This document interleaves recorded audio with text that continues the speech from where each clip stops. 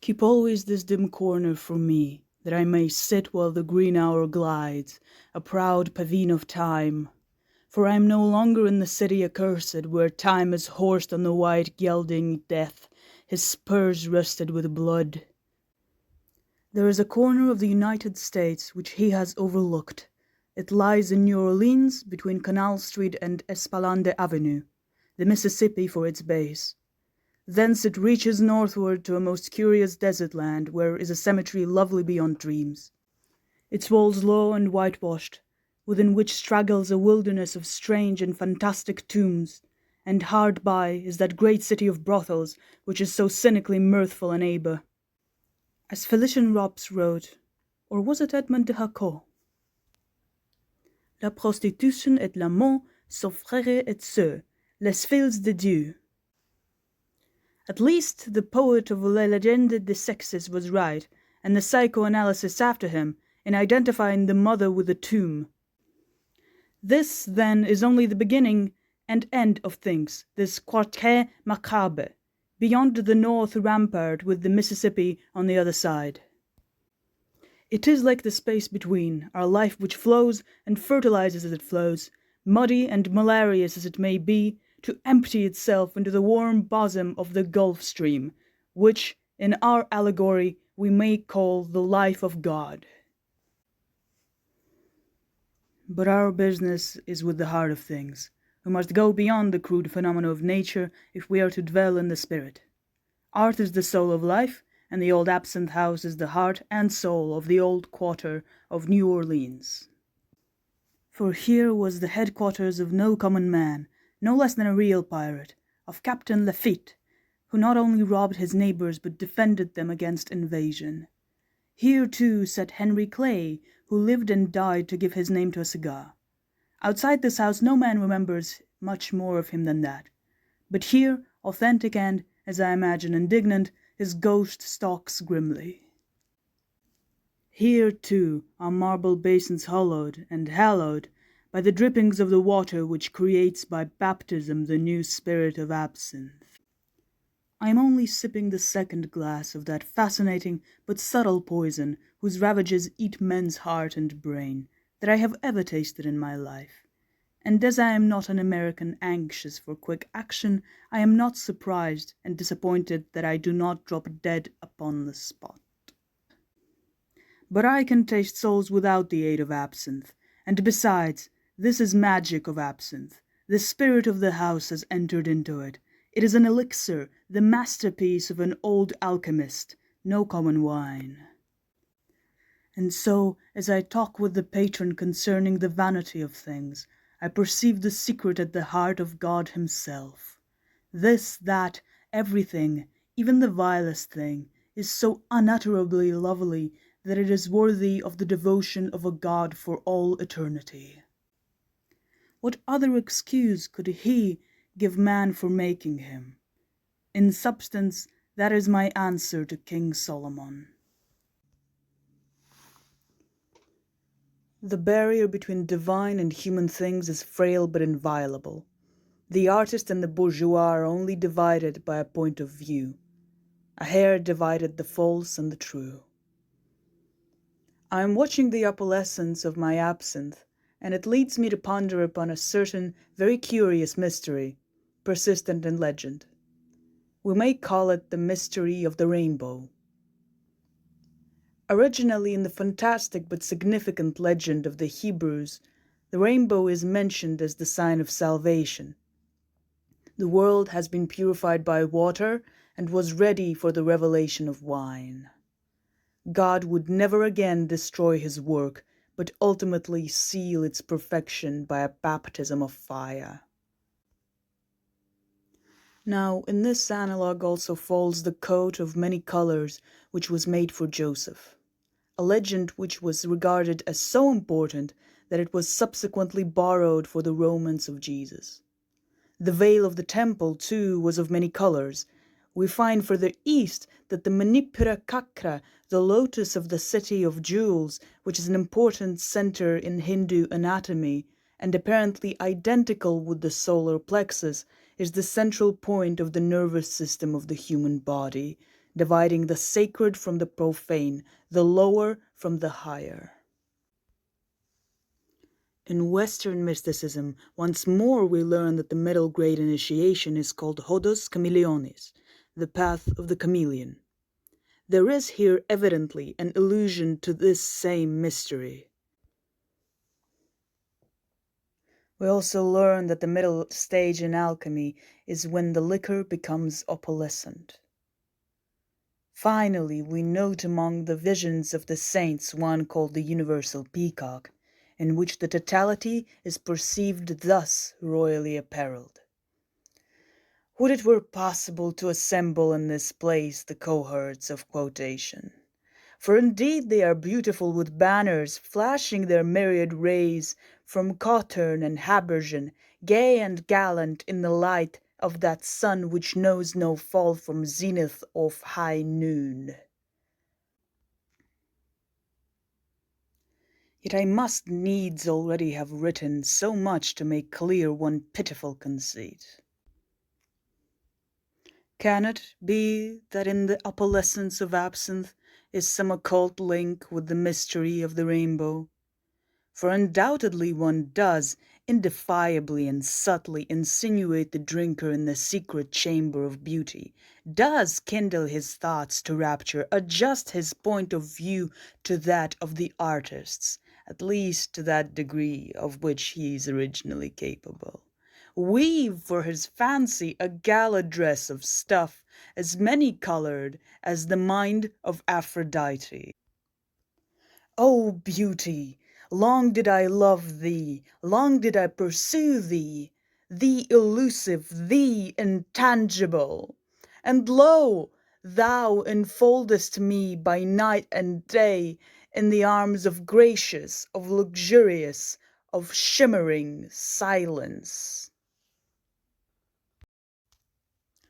The prohibitionist must always be a person of no moral character, for he cannot even conceive of the possibility of a man capable of resisting temptation.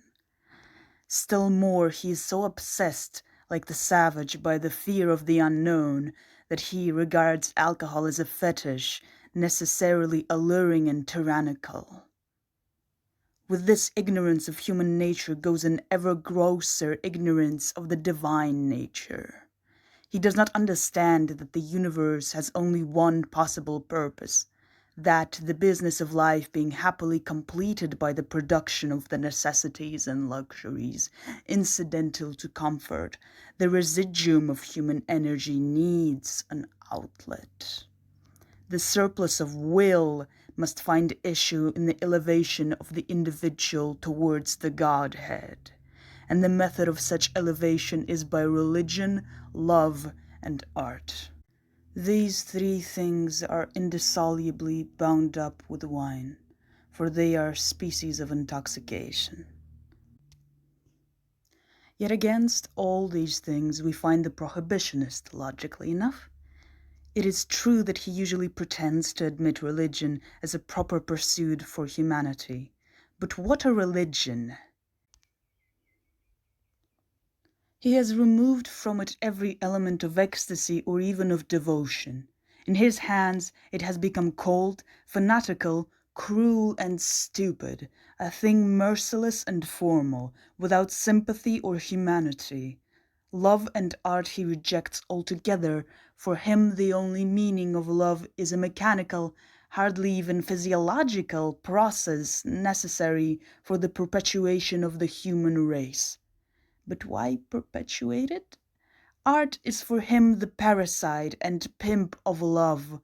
He cannot distinguish between the Apollo Bellaverde and the crude bestialities of certain Pompeian frescoes, or between Rabialais and Eleanor Glynn.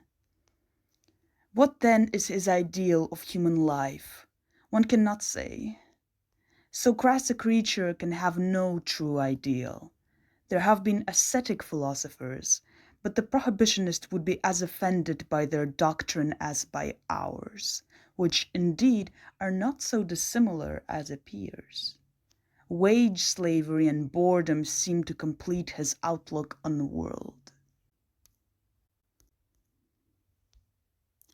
There are species which survive because of the feeling of disgust inspired by them. One is reluctant to set the heel firmly upon them, however thick may be one's boots.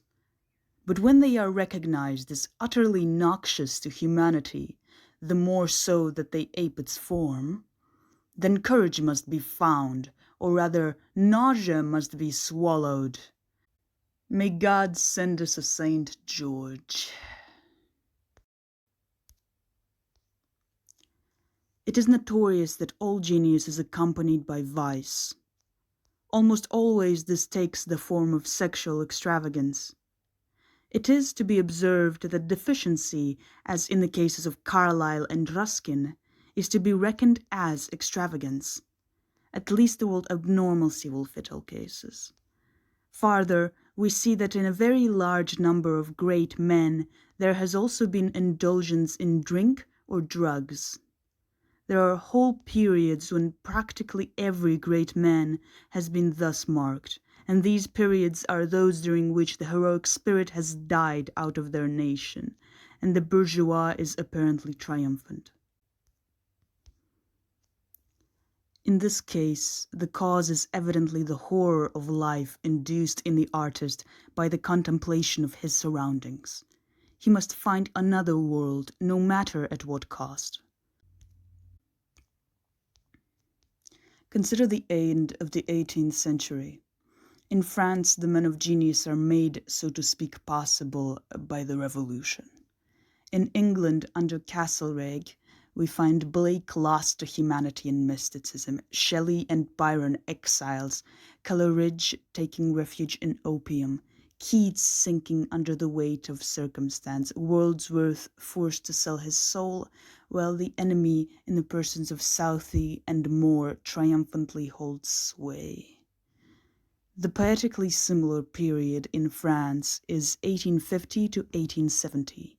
Hugo is in exile, and all his brethren are given to absinthe or to hashish or to opium. There is, however, another consideration more important. There are some men who possess the understanding of the city of God, and know not the keys, or, if they possess them, have not force to turn them in the words. Such men often seek to win heaven by forged credentials. Just so a youth who desires love is too often deceived by simulacra, embraces Lydia thinking her to be Lalage. But the greatest men of all suffer neither the limitations of the former class nor the illusions of the latter. Yet we find them equally given to what is apparently indulgence. Lombroso has foolishly sought to find the source of this in madness, as if insanity could scale the peaks of progress while reason recoiled from the Berggrund. The explanation is far otherwise. Imagine to yourself the mental state of him who inherits or attains the full consciousness of the artist, that is to say, the divine consciousness. He finds himself unutterably lonely, and he must steel himself to endure it. All his peers are dead long since. Even if he find an equal upon earth, there can scarcely be companionship, hardly more than the far courtesy of king to king. There are no twin souls in genius. Good, he can reconcile himself to the scorn of the world, but yet he feels with anguish his duty towards it. It is therefore essential to him to be human. Now the divine consciousness is not full-flowered in youth. The newness of the objective world preoccupies the soul for many years. It is only as each illusion vanishes before the magic of the master that he gains more and more the power to dwell in the world of reality. And with this comes the terrible temptation, the desire to enter and enjoy, rather than remain among men and suffer their illusions. Yet, since the sole purpose of the incarnation of such a master was to help humanity, they must make the supreme renunciation.